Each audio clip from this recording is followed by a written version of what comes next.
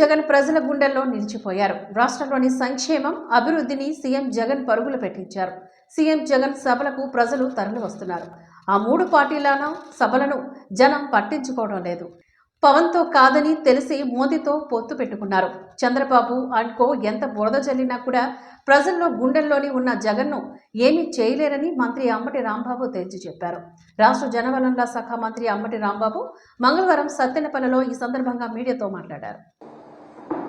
ఈ రకమైనటువంటి దుష్ప్రచారాన్ని వైఎస్ఆర్ కాంగ్రెస్ పార్టీ చేస్తుందనేటువంటి మాట నారా చంద్రబాబు నాయుడు గారు పదే పదే మాట్లాడుతూ ఉన్నారు.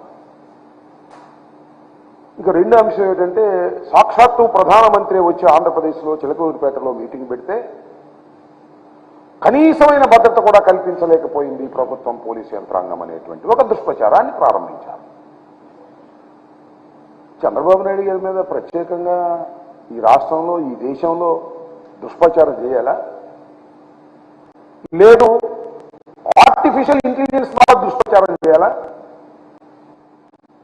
భారతదేశ రాజకీయాల్లో నారా చంద్రబాబు నాయుడు గారంత అనైతికమైన రాజకీయవేత్త ఎవ్వరూ లేరు. అంతేకాకుండా ఈజ్ ఎ మ్యానిపులేటర్, ప్రజానాయకుడు కాదు. అనేక మోసాలు చేసి అధికారాన్ని నిలబెట్టుకోవడానికి ప్రయత్నం చేసేటటువంటి ఒక నీచమైన మనస్తత్వం కలిగినటువంటి వ్యక్తి అనేది చాలా స్పష్టంగా ఎస్టాబ్లిష్ అయిపోయినటువంటి ఫ్యాక్ట్. ఆయన మీద మన ఆర్టిఫిషియల్ ఇంటెలిజెన్స్ నాకు అర్థం కాదా? ముస్లింల గురించి ఎప్పుడు ఏ విధంగా మాట్లాడాడో ప్రజలందరికీ గుర్తుంది. ముఖ్యంగా ముస్లింలకు మరింతగా గుర్తుంది.